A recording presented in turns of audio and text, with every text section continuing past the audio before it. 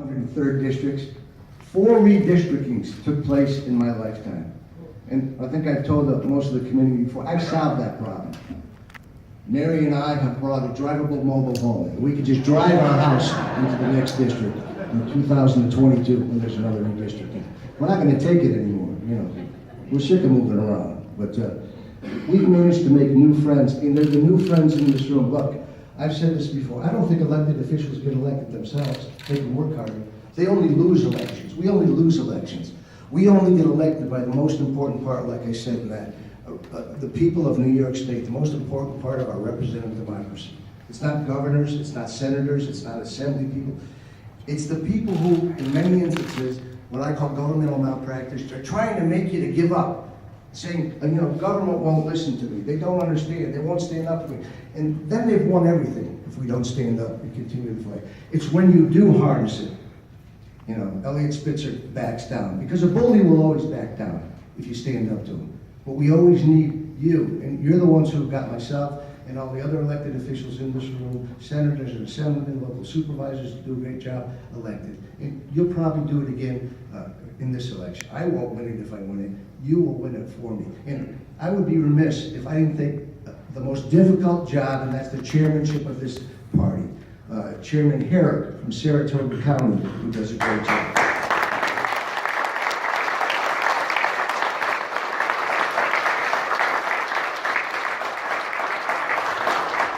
Chairman Cuevas, who's working very hard in Schenectady County.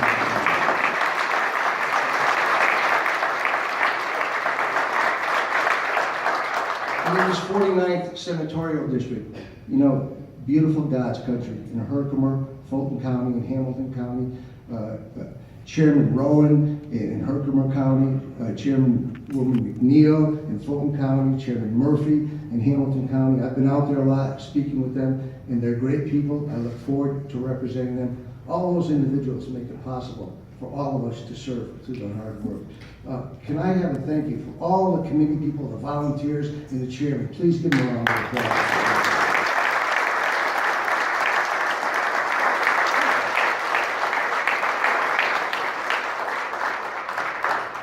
I want to tell you this because I think it's important, because this almost didn't happen.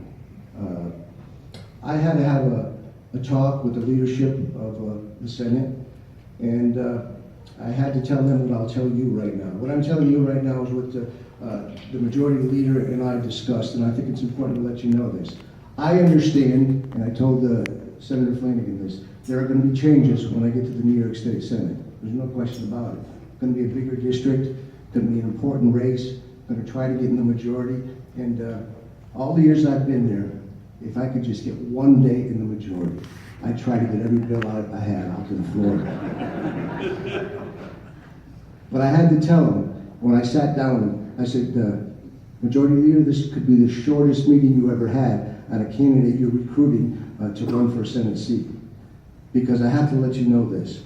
I understand the changes that will be. You get a different room with different members. It's a lot at stake to keep this majority. But I have to tell you this, the one thing that won't change is Jim Tedesco. Jim Tedesco can't change. Jim Tedesco can't vote under the direction of anybody else but the people he represents. Because I keep lecturing people in the New York State Assembly on what a representative is. You stand up for your constituents, you stand up for upstate New York. We have a lot of problems, we have a lot of jobs that need to be put in place, we have a lot of small businesses, we have to turn the economy around, we have to create a safer environment. And I want to let you know, I respect you, you're intelligent, you're bright. I served with his father, one of the best debaters I ever saw in the New York State Assembly. And I said, you're tremendous, you could be a great leader, and I think you're going to be a great leader.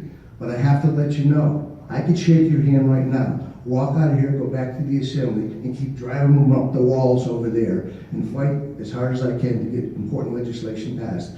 Or I can come over here and I can work with you to keep this majority in every way possible. But you've got to understand, the only way I vote is what's in the best interest of the people I represent.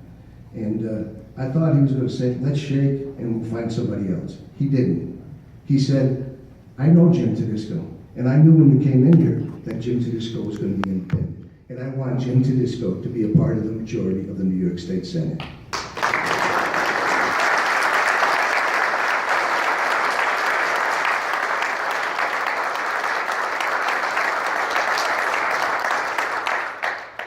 So it wasn't a short meeting.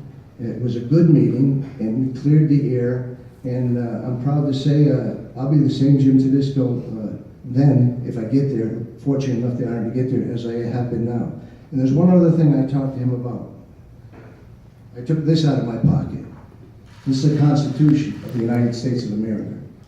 And I said, Senator, I carry this with me every day. Everything emanates in my mind from this Constitution, the freedoms and liberties that are derived from this. And I said, you know, there's a lot of talk about the freedoms and liberties in here. They evolve. There's people saying they evolve.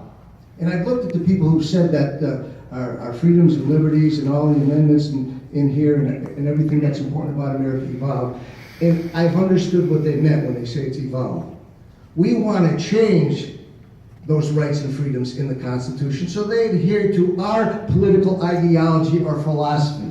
My friends, freedom and liberty will never evolve. It always existed. It's a part of our inalienable rights. It was given to us by a higher power.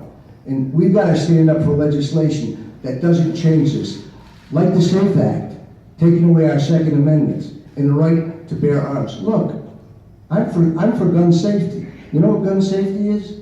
Putting people in jail when they have guns illegally, use them illegally, hurt people illegally, making sure we get them off the streets. But not making people left safety by messages of necessity. You know, when I got those tablets on our desks, through that Proposition 2, which I was able to pass by 77% and get out there, we understood that legislation was going to be in there for 3 days because our founding fathers were smart. They understood if you're a real representative, you've got to read the bills. I respect all elected officials, but Nancy Pelosi was wrong. You don't have to pass the bill before you understand what it is. You have to read the bill before you understand what it is. And I will never vote for a bill that they don't allow me to read.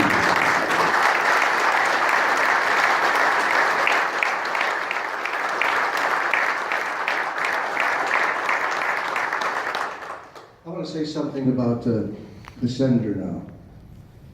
When he called me, I was as surprised as you were that the senator probably decided not to run again.